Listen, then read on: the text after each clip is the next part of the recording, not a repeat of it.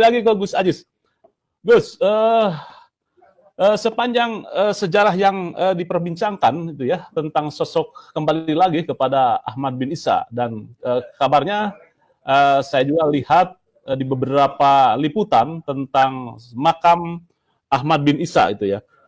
Saya ingin berbagi pengalaman, meminta berbagi pengalaman. Gus, suasana dari makam Ahmad bin Isa di Yaman itu seperti apa sih? Apakah Anda pernah ke sana? Kemudian nuansa-nuansanya di dalamnya seperti apa? Katanya ada terowongan, bolongan yang seperti ini dari makam itu untuk bisa menembus kemana arahnya gitu kan ya. Coba diceritakan biar kita mengerti sedikit secara ilustratif. Siap. Jadi lokasi makamnya Ahmad bin Isa al-Muhajir ilallah yang diklaim sebagai leluhurnya para habaib itu berada di kampung yang bernama Al-Husaisah. Jadi dulu di kota atau kampung Al-Husaisah itu ramai dengan penduduk. Nah, hanya saja karena ada beberapa faktor, ada peperangan dan lain sebagainya, sehingga kemudian kampung tersebut menjadi sepi.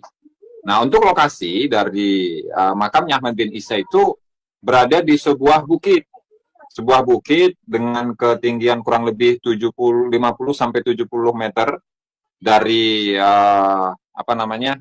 dari bawah gitu ya. Apa istilahnya? Dari ya kurang lebih seperti itu 70 meter. Yang kemudian di sana itu makamnya itu ya ada ruangannya. Kemudian di ujung ruangan itu terdapat lubang yang konon katanya ketika seseorang itu memanggil siapapun yang dia inginkan agar bisa mendatangi Hadramut atau tempat tersebut, ya makam Al-Muhajir ilallah atau ke Tarim, nah itu bisa nanti di kemudian hari akan mendatangi kota Hadramut. Nah, lalu sekarang karena tempat tersebut sudah dipenuhi dengan banyak bangunan ya. Untuk di dalam makamnya Ahmad bin Isa itu ada beberapa, seingat saya itu 1, 2 atau 3 makam di atas ya, satu ruangan begitu. Kemudian ada 3 makam, dan tentu makam atau nisannya itu seperti biasa sebuah makam yang sudah menjadi tradisi di kalangan orang-orang Hadramut untuk menggunakan nisan-nisan tersebut, yang artinya umur dari nisannya itu ya antara 50 sampai 100 tahun itu akan rusak, tidak akan mampu melebihi dari masa tersebut.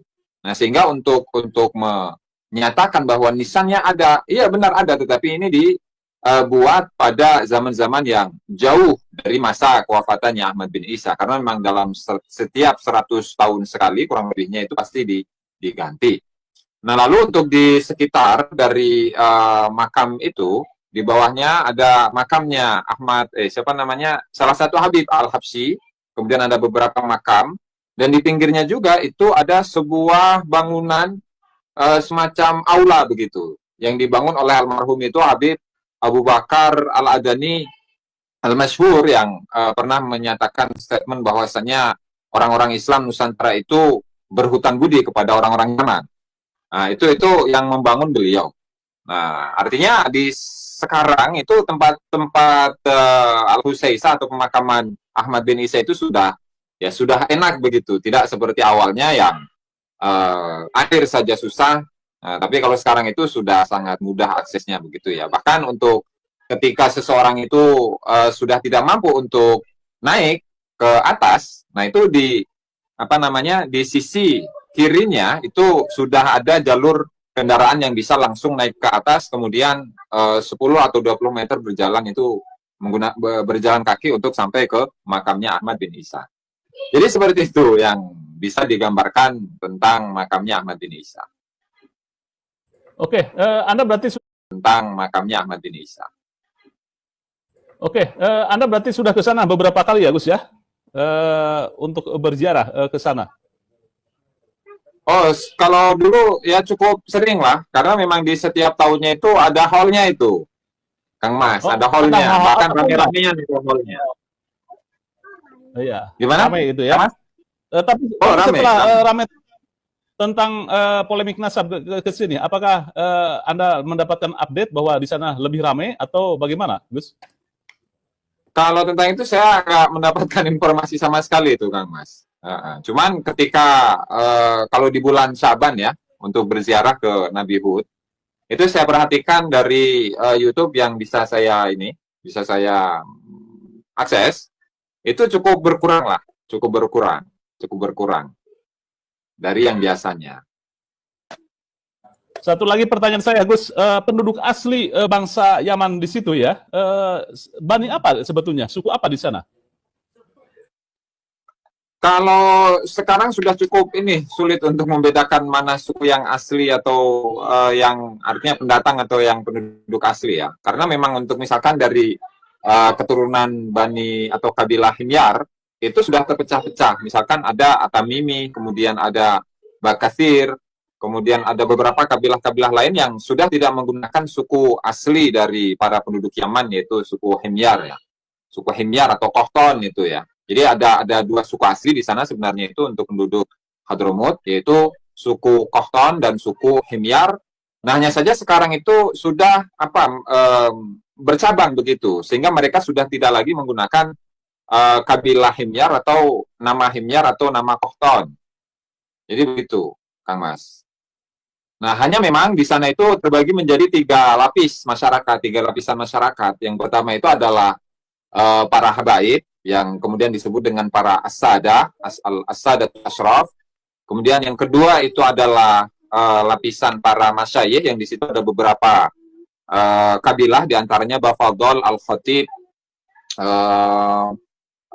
Baudon Al-Khatib, kemudian Ba'isyan dan seterusnya lah. Nah, kemudian yang ketiga itu disebut sebagai para kabilah, yang di situ ada Bakathir, kemudian ada Al-Katiri, kemudian ada Baswaidan, Baudon, dan lain sebagainya. Jadi lapisannya itu ada tiga. Dan masing-masing dari, misalkan untuk lapisan yang pertama dari kalangan para habaib ini, perempuannya mereka tidak bisa dinikahi oleh golongan yang kedua atau lapisan yang kedua, apalagi ketiga. Begitu juga sebaliknya. Lapisan yang kedua, perempuannya dari lapisan yang kedua, itu tidak bisa dinikahi oleh lapisan yang ketiga. Tetapi ketika laki-lakinya, nah itu bisa saja. Boleh untuk menikahi seorang perempuan yang meskipun berada pada golongan yang lebih di bawah dari dirinya. Begitu, Kang Mas. Ya, baik. Iya, terima kasih Gus Ajis. Ini ilustrasi tentang masyarakat Yaman, khususnya di daerah sekitar makam Ahmad bin Isa. Dr. Soleh, apakah sudah ke sana? Mungkin ke Yaman itu ya? Saya ingin tahu pendapat Anda, seperti yang dikatakan oleh Gus Ajis tadi, bahwa makam itu dibangun abad ke-9 itu ya. Nah, kemudian juga sebegitu orang mempercayai dengan turas-turas yang dibangun itu, bahwa Ahmad bin Isa ya memang hijrah ke Yaman dan makamnya juga ada. Nah, mungkin Anda bisa melihat dari sisi perspektif yang lain, Dr. Soleh, atau mungkin Anda berbagi jika Anda ke sana dan sempat menjirahi makamnya Ahmad bin Isa. Mungkin ada perspektif lain yang bisa Anda potret. Iya, luar biasa. Saya menikmati sekali paparannya Gus Aziz Jazuli dan juga malam ini Ki Ubaidirah luar biasa ya. Ki Ubaidirah menjelaskan tentang literasi tanpa filter itu nonsens sebenarnya. Ini kan kalau dalam hermeneutika itu orang mau baca apapun itu harus punya preasumsi, harus punya praanggap, harus menghadapi yang akan dibaca itu bukan sebagai ajaran dalam tanda kutip yang harus diikuti, tapi sebagai teman diskusi, teman dialog yang bisa didebat, bisa dipersoalkan, atau bahkan bisa bisa ditolak. Ya. Nahnu nahtaju ilan nikos wa tordu, gitu kan. Wa yumkinu an tordu, gitu kan. Kalau bisa kita tolak, kenapa tidak kita tolak? Ini saya menggarisbawahi luar biasa Ki Ubaidillah. Ya. Jadi filter itu menjadi penting. Kalau tidak punya praanggap, tidak punya preasumsi, tidak punya daya tolak, ya semua kemudian menjadi benar. Padahal kan yang sakral, yang benar 100% itu hanya Quran, kan begitu. Apalagi Gus Aziz yang pernah tinggal lama di Tarim, di Yaman, bisa menjelaskan secara luar biasa. Nah, dari situ saya melihat bahwa Em, kalau dalam buku-buku mausu'ah, apa namanya, As-Saqafah Al-Hadarah atau mausu'ah As-Saqafah Al-Afkariyah, sejarah pemikiran, sejarah peradaban, memang saya tidak mendapati satu kalimat pun terkait dengan Yaman dan posisinya dalam konteks keilmuan maupun peradaban. Baik sejak transisi dari Khulafaur Rasyidin di Madinah kemudian pindah ke Damaskus, ke Syria, berdirinya Daulah Umayyah, kemudian Daulah Umayyah hampir 2 abad kemudian pindah ke Baghdad, ke Abbasiyah, kemudian Abbasiyah runtuh abad 1258 pindah ke Spanyol, ya, Umayyah di Eropa. Itu saya tidak mendapati sama sekali apa namanya hal terkait dengan Yaman, hal terkait dengan Sufisme, hal terkait dengan Fakih Muqaddam atau Isal Muhajir. Makanya kan malam ini saya ada pencerahan luar biasa dari Gus Aziz Jazuli yang pernah tinggal di sana, kemudian di samping itu membaca literasi literatur dengan luar biasa, bahwa di abad-abad itu tracknya susah gitu kan.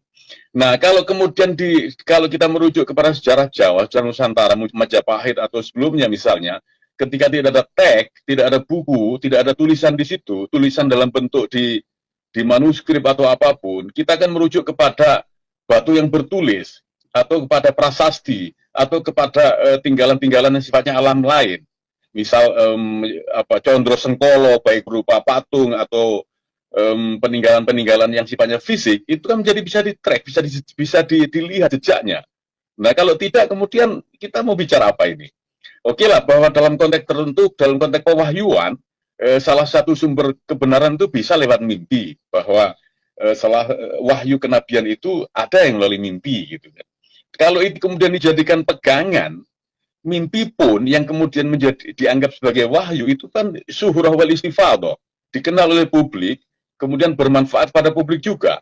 Nah, kalau kemudian wahyu kenabian dalam tanda kutip berupa mimpi, kemudian menjadi milik pribadi, kemudian didiamkan, dipetiaskan ratusan tahun, sekian abad, baru kemudian dimunculkan di abad belakangan, ini mimpi kapan, kan begitu kan? Masa mimpi kemudian jadi prasasti, kemudian dihidupkan kembali oleh generasi kita sekarang ini? Jadi agak susah untuk menerima kebenaran-kebenaran itu. Nah, kemudian saya kembali ke Gus Baha, ya. Ini luar biasa ya. Saya mentipologikan tadi Gus Baha itu adalah melegitimasi realitas. Persis seperti di Ta'lim Muta'alim itu, afdhalul ilmi ilmul hal, wa afdhalul amali hifdzul hal. Jadi sebaik-baiknya ilmu itu adalah ilmu praktis, ilmu terapan. Dan itu 100% dikuasai secara baik oleh Gus Baha. Kalau terkait ibadah itu adalah ilmu fikih, kalau terkait hukum itu bisa usul fikih, kalau terkait tafsir Quran itu ya ilmu-ilmu tafsir itu. Dan juga kelanjutannya adalah Abdul ilmi ilmul hal, Abdul amali hifdzul hal, dan sebaik-baik perbuatan, sebaik-baik aktivitas itu adalah menjaga keajekan, menjaga kontinuitas. Jadi Gus Bah ini sifatnya adalah continuity without change. Padahal biasanya kan continuity with change. Jadi kelanjutan dan pergantian-pergantian atau perubahan-perubahan. Kalau kemudian menghilangkan aspek change-nya, aspek perubahannya, ya otomatis bahwa semua yang dikaji, semua yang kita terima, baik itu pemikiran-pemikiran masa lalu atau masa sekarang, itu menjadi sakral. Padahal kan jargon di kita, doktrin di kita,